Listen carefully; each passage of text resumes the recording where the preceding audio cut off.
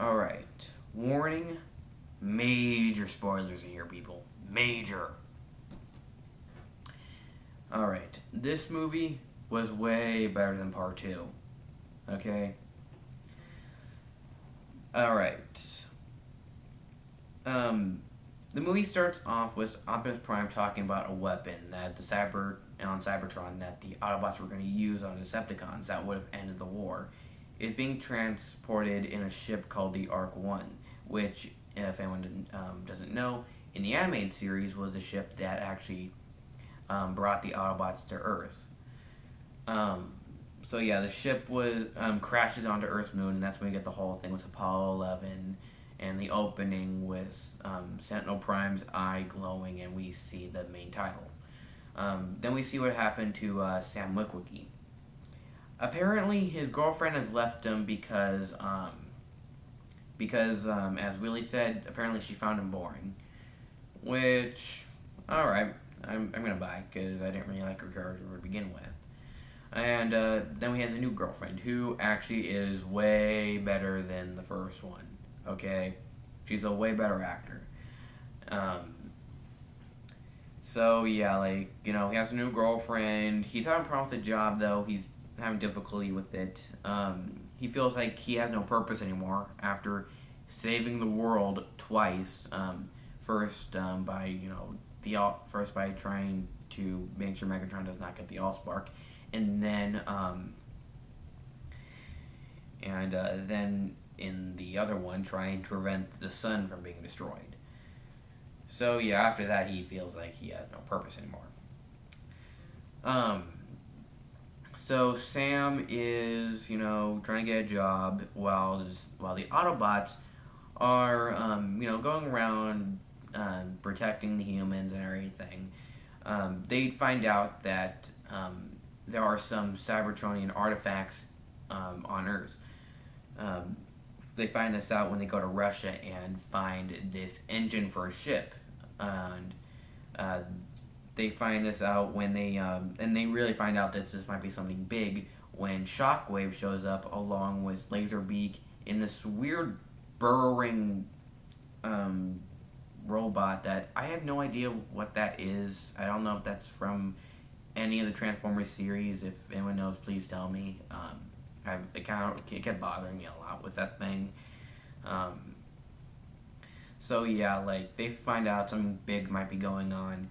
While Sam is at his new job, he encounters this man who gives Sam this information, which involves, the Apollo 11 moon landing, and, he ends up getting the revelation that there were humans who were actually working with Decepticons. And, and when he's about to when he tells these people these things, that while that's happening, the Autobots go to the Ark One and find Sentinel Prime, who isn't dead. He's only knocked out. They bring him back with the Matrix, Optimus Prime did, except this one makes more sense with him just being knocked out, while in the other one, Optimus Prime was actually dead. So, yeah, Sentinel Prime wakes up. We have some moments with him and Optimus Prime. He's telling him that, you are now the leader of the Autobots now, not me. You have, I am no longer your teacher. Which is a nice little moment for the two. And we find out what exactly this weapon was. This weapon was a space bridge. Basically, it was going to teleport the armies to the enemy's bases so they could take them down. And it would work with these pillars. And sadly, they only had 5 of those, even though there were supposed to be many more of them. And they find out that thanks to some of the humans' help, the Decepticons actually have these pillars. So the only thing they needed was Sentinel Prime, who is the only one that can power it. So they try to protect Sentinel Prime, Ironhide, Bumblebee, all the other guys that show up, who weren't in the second movie, but apparently they showed up along with the Mudflaps and Skits and the others. So yeah, they're protecting him, but apparently it was all for nothing because it reveals that Sentinel Prime is a traitor when he kills Ironhide, and that's when he activates the space bridge, and that's when the big war begins. And I'm not gonna say what happens there because that, I have to say, was the best part of the movie. This movie was way better than the second movie, but it does have flaws. It has stupid moments and plot holes. Okay, and to make sure this video doesn't go so long, I'm only going to talk about one of those things. Um, the plot hole. Okay, this makes the plot of the second movie pointless. Okay, because they were creating Energon to bring out their new army. But then we find out they don't need a new army. They already have an army. What was the point of that if you already have a big army waiting to invade the Earth? Um, really, what the heck? Um, and then the stupid moments. They actually tell, Sam's girlfriend how to defeat them. Why would you tell them how to defeat them? Aren't you a little worried that somehow, that's gonna totally backfire? Like, you're not worried that she's gonna escape, find Sam, and maybe some Autobots, because at that point in time they thought the Autobots were dead. Find at least some of them, because I'm pretty sure at least a few probably did survive. Not worried about them possibly still being alive. Not worried that she's gonna find them, tell them, and blow and make your plan blow up in smithereens. That really bothered me a lot when watching it because I thought that was really stupid that you would tell her this. And then there was moments I wish happened. Like, I wished that Starscream would actually be the traitor that he's meant to be. Starscream was actually one of my favorite Transformers in the series, and I really hate that most of the time he's just kissing Megatron's shiny metal ass. Okay, that's all he does. He's like saying, "Oh, great plan, Megatron, you're superior," type of bullcrap. Come on. That really ticked me off. Like, he didn't, betray Megatron or Sentinel Prime. Like, it would have been awesome to see that happen, but no. We don't get to see that. He actually, we actually just see him get blown up. Like, it really sucked. And I really wish Megatron actually acted like Megatron in here as well. Like, all he does is make one big villain speech. Laugh at Optimus Prime knowing that, his plan worked. The invasion's begun. And have a freaking cloak that flaps in the wind. Which I don't understand because you're a robot, why do you need that? Okay, I don't understand why you need to have that thing.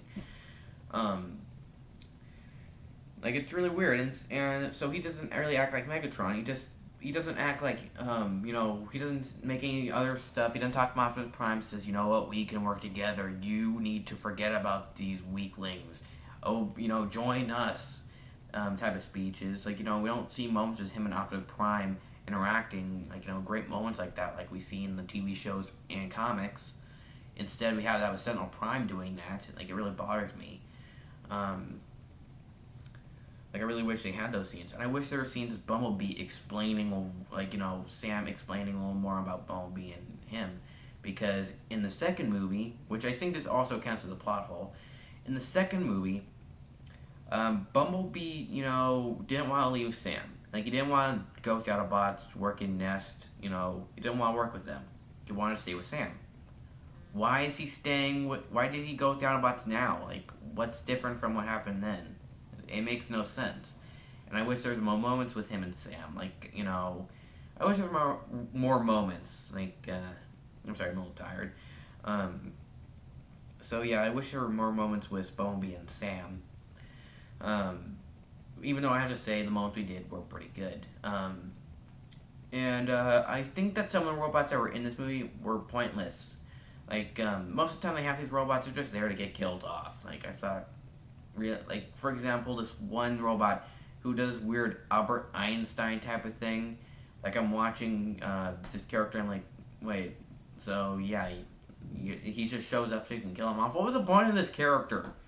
Seriously, some of these characters are just there to get killed off, and I'm thinking, well, isn't that what, the faceless characters are all about? The characters that we never even heard of?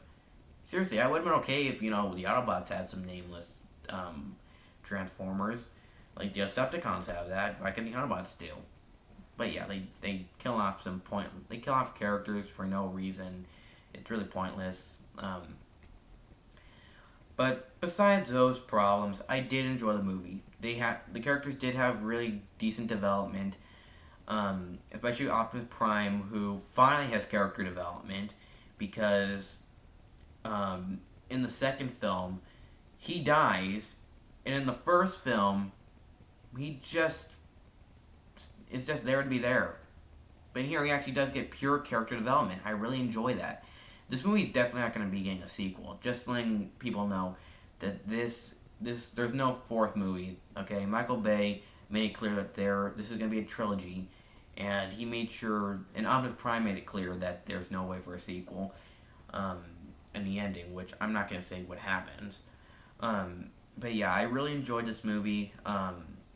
If you're looking for a great summer blockbuster, watch Transformers 3 Dark of the Moon. This was really good. And if you're fans of Transformers who are really disappointed in the first two, watch this one. You're not going to be disappointed in this one. Like, hopefully you won't be disappointed. Okay, I can assure that there's no disappointments in here. That's all I gotta say about Transformers 3. Now, I know I promised in my last video that there was gonna be a little bit of changes in here. The reason why I didn't do that in here is because apparently on Tuesday I'm gonna be getting my braces, and so my mouth is really gonna hurt. So I'm not really gonna be able to focus on editing and everything on my new videos. Heck, I'm not gonna be able to do any new videos for a while until my braces stop hurting. So that's all I really gotta say. Hope you liked this video. Goodbye.